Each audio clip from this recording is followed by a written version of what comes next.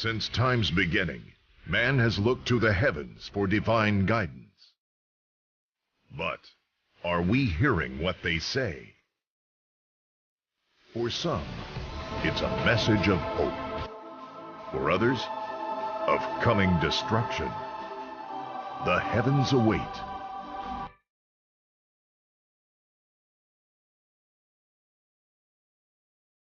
History. There have been global disasters, resetting life on Earth as we know it, leaving only remnants of entire civilizations behind. Ancient records of those that have come and gone often speak of signs in the heavens corresponding with their ultimate destruction. Just as the civilizations of old, we've spent decades searching the skies for mathematical patterns between celestial events and global change. But have we been looking in all the wrong places? When astronomers and theologians looked for patterns throughout the ancient biblical calendar with key prophetic dates, everything changed. Now, an unprecedented pattern has been discovered, a warning to all who live upon the face of the earth. For millennia, a rare celestial event known as the blood moon tetrads coincided with periods of monumental change, affecting the Holy Land and ultimately the world. The Israeli Six-Day War and recapturing of Jerusalem. But in an age of globalization in which every conflict sends shockwaves throughout the world, it's what is yet to come that researchers fear the most.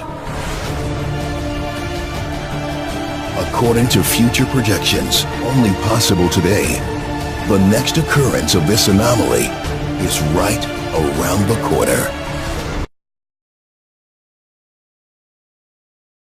Hello and welcome to another segment of the Spirited Debate. I'm Lauren Green, Chief Religion Correspondent for Fox News Channel. Does God use the motion of the planets to communicate with us, to announce things to come? Well, many people believe that an astronomical occurrence called 4 blood moons is a message from God. A blood moon is a full lunar eclipse, and 4 of them in a row is called a tetrad. When they've occurred on the Jewish high holy days, it's coincided with major historical events like the Six-Day War in 1967. 4 blood moons on the Jewish high holy days has happened only 3 times in the last 500 years. The next time it occurs is starting next spring on the Jewish Passover. Pastor Hagee has written a book called 4 Blood Moons, Something is About to Change, and he joins me now. This is fascinating because I get a lot of books about end times prophecies and what's the Bible trying to say, and this one really fascinated me because it charts history of astronomical occurrences, the Jewish high holy days of Passover and the Feast of the Tabernacles, and these occurrences. And I want to go over just a couple of the things that have happened because it's only happened in 3 times. 3 times in over 500 years. In 500 years. And this is confirmed by NASA. This is not something that a religious think tank put together. This is something that you can check on the internet. This is what NASA says has happened, and this is what they say is going to happen. This is, and we have a full screen up, and it's exactly what I did when I saw your book because I wanted to verify that these things had happened, and sure enough it was. That's why I wanted to have you on. 4 blood moons have occurred in 1493-94, fall of Spain. The Jews expelled from them, and Columbus discovers America, what the Bible calls the infant nation. Right.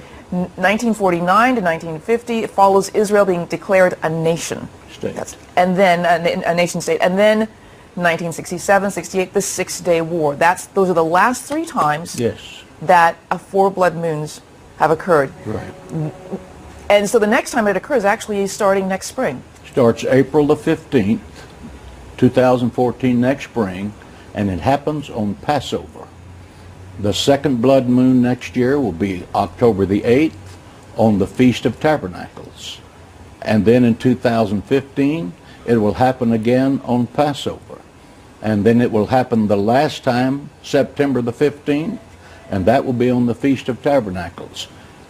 The irony of what it takes to get the sun, the earth, and the moon in a perfect alignment, to have a blood moon, and then for those blood moons to be on this exact date is something that just is beyond coincidental. The Bible very clearly says, Joel the 2nd chapter says, the day of the Lord will be as when the sun refuses to shine. The significant thing is that between these 4 blood moons will be a total solar eclipse, and the moon will be turned to blood. That is exactly repeated in Acts the 2nd chapter. It is repeated by Jesus Christ in the book of Luke, the 21st chapter, when he said, you will see the sun, signs in the sun, the moon, and the stars. And when you see these signs, lift up your head, your redemption draweth nigh. So you're saying that this next 4 blood moons that's starting next spring, is this the end times, what we're looking for, or do you not know what is being communicated with this? Technically, prophetically, the end times began with the outpouring of Pentecost 2,000 years ago. So we have been in the end times when you believe the dispensational 7-day period of time that equates to the 7 days of generation. There are 7 ages and dispensations. We have been in the end times a long time. But when we are reaching that point in time when world history is about to change, we are entering that zone, and it's going to change forever. It's going to change dramatically, and it's going to involve Israel, because it has involved Israel in 1492, 1948, 1967. And each time it has gone from tragedy to triumph. 1492, as you said, the Jewish people were kicked out of Spain with the Edict of Expulsion by King Ferdinand and Queen Isabella. America was discovered, and the Jewish people had a home until Israel became the state.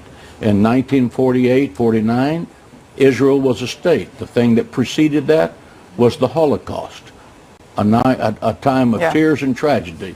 1967 was the 6-Day War, and then Jerusalem became a part of the state. But what do we know what it's going to happen? I mean, we get a lot of prophecy, a lot of end-time prophecies. I get the books a lot, but there's no telling what is actually going to happen. I mean, you could not have predicted a 6-day war. You could not have predicted a lot of the things that happened after the Second World War with the, with the partition for Israel. Is there any way to predict actually what's going to happen? And it will happen after the last 4 blood moon, which would be in 2015. There is a sequence of prophetic events that the Bible says will happen, but it does not give a when. It just says, when you see these signs like this, lift up your heads and rejoice, your redemption draweth nigh, meaning that the end of this age is coming and the Messianic age is going to appear. How long is that? No one knows. Well, it's a fascinating topic, and I urge people to not only check out your book, but also check out what's on the internet, because there's a lot of stuff about 4 blood moons that people can check out for themselves and see what they think. I mean, there are a lot of people who just poo-poo any kind of end-time prophecy. There are a lot of theologians that say that you can't predict what's going to happen. But the fact is that this is an astronomical occurrence that did occur, that happened at this time, and that the next one is going to start happening next spring. So it's fascinating.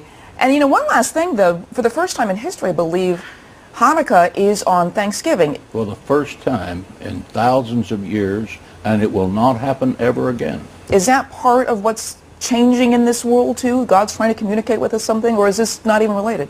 Well, I can't address that because that's not something I've researched. But I have researched this backwards and forwards.